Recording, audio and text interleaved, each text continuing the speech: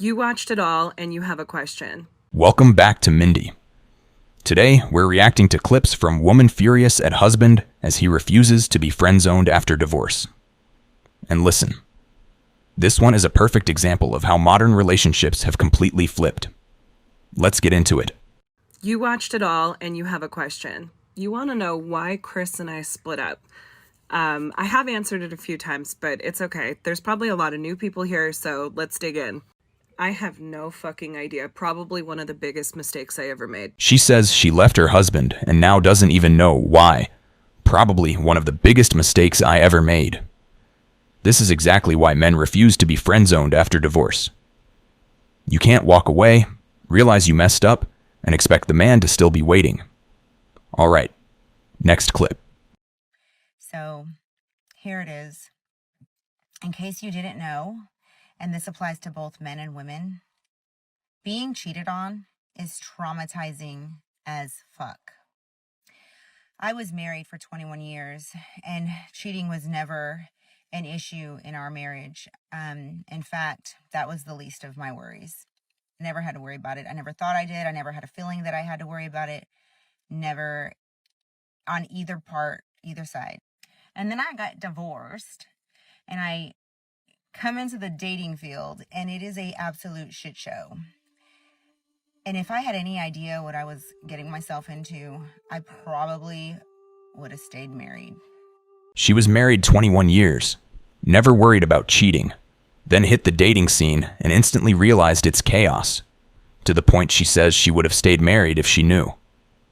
This is exactly why so many men refuse the friend zone after divorce. Women leave thinking there's better out there, then discover the dating market is nothing like they imagined. And suddenly the ex-husband starts looking like the safest place on earth. All right, next clip. So, the last few days have been super traumatizing for me. My own fault. It's always my fault. But anyway, I didn't know. Well, I guess I did know, but that I would have this really strong reaction physically, trauma reaction to finding out that my estranged husband has been having a new relationship. It's just, I don't understand. It's okay for her to have a It's a double boyfriend, standard. Double standard. but when your ex is having a girlfriend, oh, it's a no-no. Very hypocritical. It sounds like she had what she wanted and now she just misses it. And I think she misses it even more because Now someone else is. someone is in the picture. Here we go. Classic post-divorce whiplash.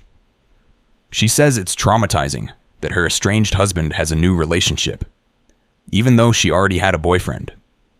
And suddenly, she's having a whole physical trauma reaction. This is exactly what people mean by post-relationship entitlement. It's fine when she moves on, but when he moves on. Now it's betrayal, shock, pain, trauma. The truth is simple. She didn't expect him to stop orbiting her. She didn't expect him to actually replace her. And now that another woman appreciates him, all the regret hits at once. All right, next clip. A woman shared her regrets about not working harder to save her marriage now that her ex-husband is happily remarried. The 41-year-old woman shared to the True Off My Chest subreddit that she left her husband around 10 years ago, shortly after they'd had their first child together. According to this woman, there were no major issues in the marriage. She was a stay-at-home mom and had her husband wrapped around her finger. He did whatever she said, and she burnt him out. When he grew tired of her demands, she started threatening divorce. She thought she was still a great catch and that she could do better than her husband, so she left. Now, 10 years later, the ex-husband is happily remarried with a baby daughter and a new house. The divorced woman, on the other hand, has been unmarried ever since. She's jealous of her ex-husband's new wife, saying, "She took my husband, she took my kid, she took my life that was once mine, and now I live in an empty house." She claims she is alone and miserable and wishes she would have been a better wife 10 years ago so she wouldn't be in this situation. It takes two to make things work, and many people believe this woman reaped what she sowed. Everyone always prepares you that whenever you're going through a divorce, losing your husband or wife, you go through a grieving process, grieving for the loss of your marriage, the loss of your hopes and dreams together.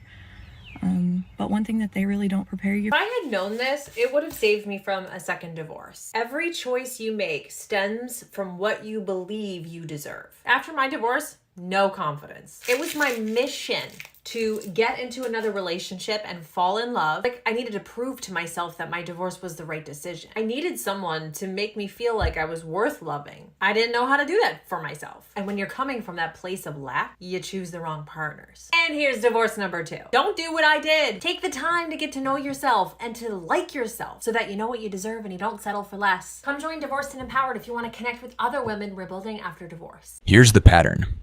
She admits post-divorce. She had zero confidence, chased validation, and picked the wrong partners, ending in divorce number 2. Translation for men. If you ever stuck around expecting the ex to grow after leaving, this is exactly why so many men check out.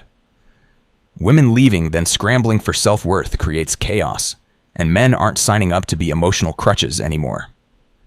Next clip.